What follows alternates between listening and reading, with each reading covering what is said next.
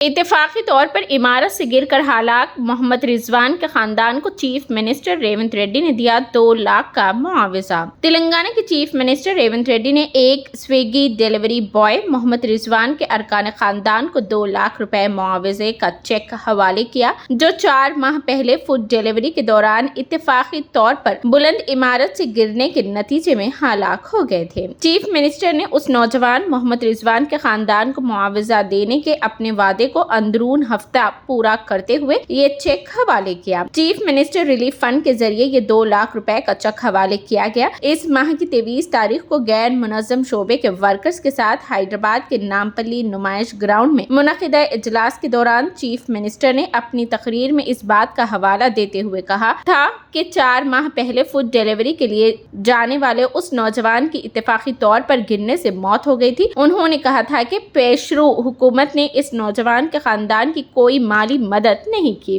اس delivery boy کے ارکان خاندان کی تفصیلات حاصل کرتے ہوئے چیف منسٹر کے ریلیف فنڈ کے ذریعے 2 لاکھ روپے کی رقم اس نوجوان کے خاندان کے حوالے کرنے کی انہوں نے عہدیداروں کو ہدایت دی تھی۔ ان کی اس ہدایت کے اندرون ایک ہفتہ عہدیداروں نے وزیر اعلیٰ کو اس نوجوان کے خاندان کی تفصیلات سے واقف کروایا، جس کے بعد چیف منسٹر نے اس نوجوان کے ارکان خاندان کو سیکریٹریٹ مدعو کرتے ہوئے اپنے ہاتھوں سے 2 لاکھ روپے کا چیک حوالے کیا، جس پر اس خاندان نے چیف منسٹر سے اظہار تشکر کیا۔